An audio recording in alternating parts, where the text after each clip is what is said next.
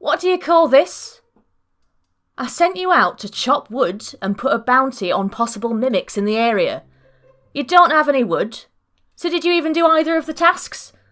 Yes. Don't just tell me what I want to hear, that's a transparent lie. What's got you so distracted, boy? What are doppelgangers? Doppelgangers? As in plural? Son, I don't know who's been filling your head with bullshit, but they're at best misinformed and at worst trying to sabotage your development as an alchemist. Is it that Mizumi girl? You can't trust a dragonborn. They're greedy, sneaky bastards like the masters. How did you even get onto the topic?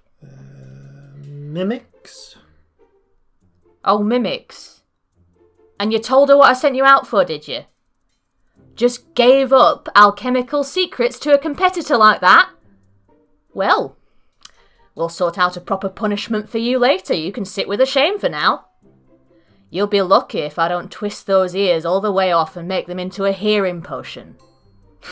I'm joking, obviously.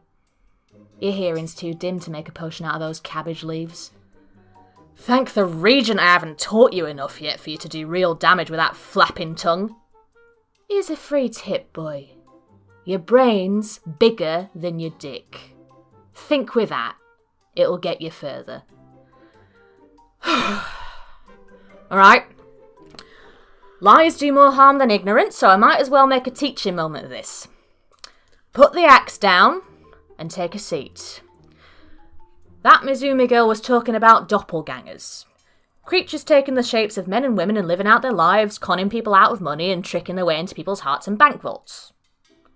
Outright lie. Born of exaggeration. Think sensibly, boy. What would Calcinia look like if that were true?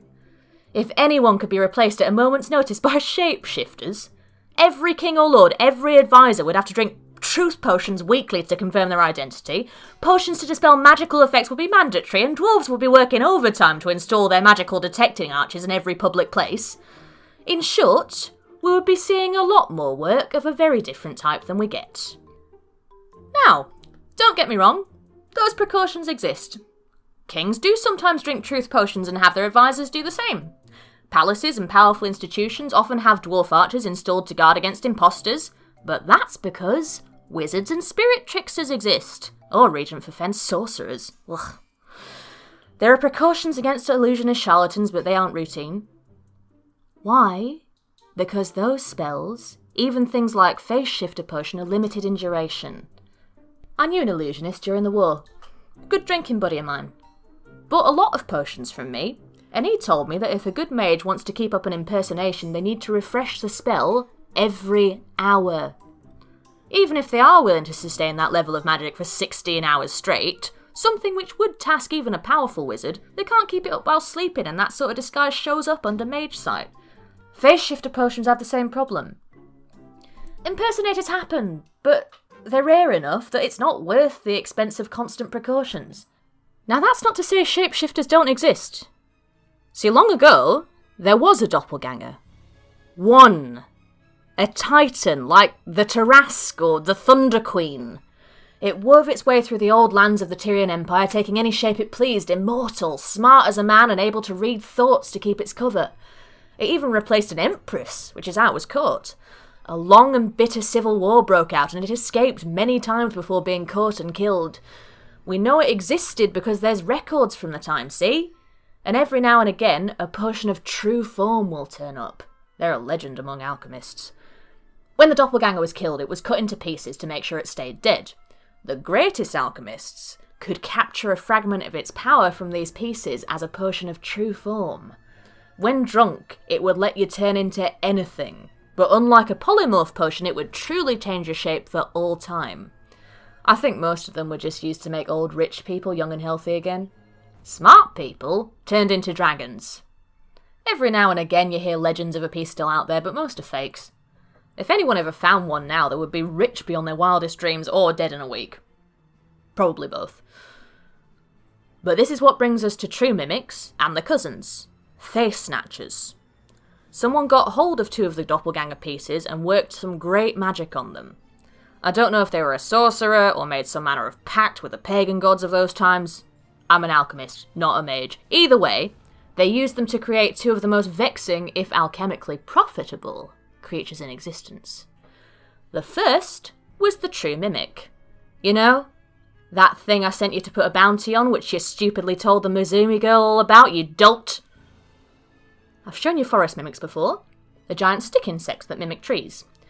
Well, this ancient mage combined the doppelganger piece with them to create the first true mimics, able to take any inanimate form. Something about their nature stops them from pretending to be animals or people. Perhaps the old instinct to stay still and pretend to be trees. But true mimics can pretend to be any object. A table, a chest, even a house. They're our main source of material for the face shifter potion. The oldest ones can be used to create polymorph potions as well, which incidentally is why I asked you to put out that bounty. I heard a rumour of a family of them in the area which would set us up with some very valuable potions for a long time, if the Mizumis don't get to them first. However, that mad mage wasn't happy. I think they were trying to recreate the doppelganger in some form they could control. So next, they combined the piece with a person, or maybe some people. That's how the face snatchers were born. They do live up to the tales of the doppelganger, at least in theory. Human creatures that can wear the faces and forms of the people they eat. Able to read thoughts and mimic speech and habits of their assumed form perfectly. Of course, they killed their creator pretty quickly. So why haven't face snatchers taken over the world? Because they're not smart. They're not people, or they have the brains of beasts. Animal cunning, but little forethought. No ability to make extended plans. They can carry out a conversation by reading your mind and guessing what the right thing is to say. They can mimic behaviour to pass unnoticed, but all they care about is food. They'll kill a woodcutter, take his shape, go home to his wife and child, carry out a conversation and eat dinner with them. Or wait till they've gone to sleep and then just murder and eat them the moment the guard is down, or maybe kill one and drag the other back to his nest to feed his mate and his offspring. They're a danger to isolated families or even small villages, but they can't infiltrate elaborate political structures or take them over. Once they've killed a few times, they either need to mimic people and move on to a new place, or get caught and killed. Which is where we come in. Not only do face snatchers make a more concentrated form of the face shifter potion, their brains can be extracted to produce thought skimmer oil. They are members of the judiciary, interrogators and spy masters who will pay a great deal for a supply of that. Now for your punishment. You can go out and cut that wood I told you to cut, past sundown or no. Pick up that axe and head out the door. Okay. Pick up the axe. Head to the door. No. Head out the door, don't lock it. You can't leave if you... Say, Michael. Quick question. Where did you meet the Mizumi girl? Just outside town. After you went to get wood? Yes. And that's when she screamed about doppelgangers, right? Yes. Michael. Yes. What am I thinking? You're thinking that my name's not Michael. Now you're wondering whether you can get to the pistol in your desk before I can reach you with the axe. Do you know what I'm thinking? What? Let's find out.